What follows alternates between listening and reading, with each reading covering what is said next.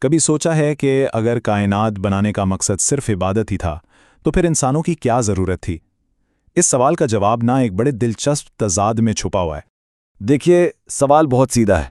ایک طرف فرشتے ہیں جو ہر وقت اللہ کی عبادت میں لگے ہیں، تو پھر انسان کو کیوں بنایا گیا؟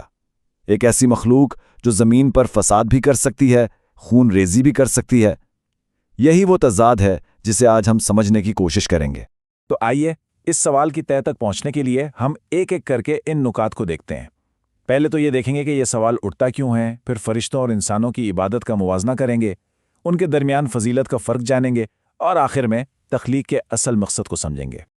تو چلیں شروع کرتے ہیں اپنے پہلے حصے سے۔ آخر یہ بنیادی سوال پیدا ہی کیوں ہوتا ہے؟ بات یہ ہے کہ عبادت کے لیے تو فرشتے پہلے سے موجود تھے جو ایک لمحے کے لیے بھی نافرمانی نہیں کرتے۔ دراصل یہ اعتراض کوئی نیا نہیں ہے۔ جب اللہ نے فرشتوں کو آدم کی تخلیق کے بارے میں بتایا تھا تو انہوں نے بھی یہی سوال کیا تھا کہ ایک ایسی مخلوق کیوں جو زمین پر فساد کرے گی جبکہ ہم تو عبادت کر ہی رہے ہیں۔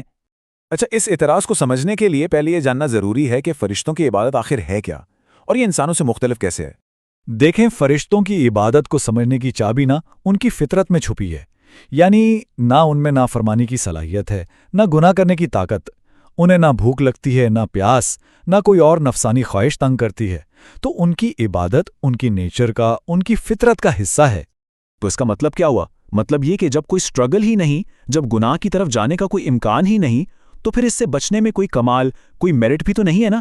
بس اسی وجہ سے ان کی عبادت پر وہ اجر نہیں ملتا جو انسانوں کے لیے رکھا گیا ہے۔ لیکن اب آتے ہیں انسانوں کی طرف، اور یہاں کہانی بالکل پلٹ جاتی ہے۔ یہاں چوائس، خواہشات اور ایک اندرونی کشمکش کا کردار سامنے آتا ہے۔ یہاں فرق زمین آسمان کا ہے۔ فرشتوں کے لیے اطاعت ان کی ڈیفالٹ سیٹنگ ہے، لیکن انسان کے لیے یہ ایک چوائس ہے، ایک شعوری فیصلہ، خواہشات کے خلاف ایک مسلسل جنگ ہے، اور یہی اندرونی کشمکش، یہی سٹرگل ساری کہانی کا مرکز ہے۔ اور یہ کشمکش اتنی بنیادی ہے کہ انبیاء تک اس سے مستثنیٰ نہیں تھے۔ قرآن میں کفار کا اعتراض آتا ہے کہ یہ کیسے رسول ہے جو ہماری طرح کھانا بھی کھاتے ہیں اور بازاروں میں بھی چلتے پھرتے ہیں۔ یہ اس بات کا ثبوت ہے کہ یہ تمام انسانی ضروریات اور خواہشات ہماری فطرت کا حصہ ہیں۔ اچھا، اس فرق کو اور گہرائی سے سمجھنے کے لیے ایک بہت زبردست مثال ہے۔ یہ مثال اس فضیلت کو واضح کرے گی جسے ہم کمال کہتے ہیں۔ چلیں ایک مثال لیتے ہیں۔ ایک شخص ہے جو نابینا ہے۔ ظاہر ہے وہ کوئی حرام چیز نہیں دیکھتا، لیکن کیا اس میں اس کا کوئی کمال ہے؟ نہیں، کیونکہ اس کے پاس تو دیکھنے کی صلاحیت ہی نہیں ہے، یہ اس کی مجبوری ہے۔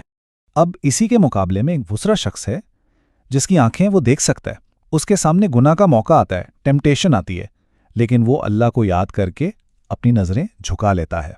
آپ دیکھیں، بظاہر تو دونوں نے گناہ نہیں کیا، لیکن پہلے شخص کا گناہ نہ کرنا مجبوری ہے، جبکہ دوسرے شخص کا گناہ نہ کرنا ایک کمال ہے، ایک میرٹ ہے، اور ان دونوں میں زمین آسمان کا فرق ہے۔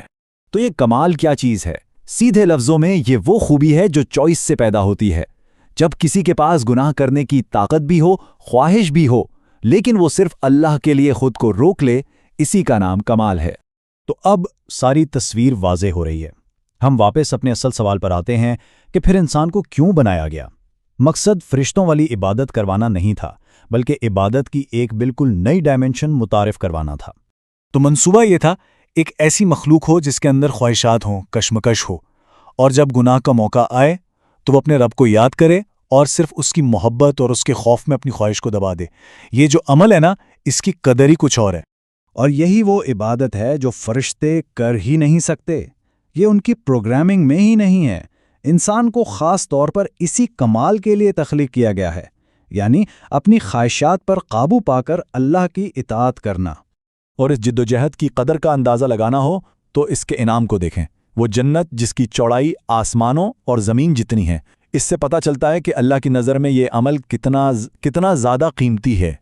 تو خلاصہ یہ ہے، انسان کو فرشتوں کی عبادت کو کاپی کرنے کے لیے نہیں بنایا گیا، بلکہ ایک ایسی عبادت کے لیے بنایا گیا جو ان سے بھی ایک درجہ بلند ہے، ایک ایسی عبادت جو انتخاب کی فتح کا نام ہے، جو خواہشات پر قابو پانے سے جنم لیتی ہے۔ تو یہاں ایک سوال باقی رہ جاتا ہے ہم سب کے لیے۔ خواہشات اور ٹیمپٹیشن سے بھری اس دنیا میں ایک صحیح چوائس کی، ایک صحیح انتخاب کی اصل قیمت کیا ہے؟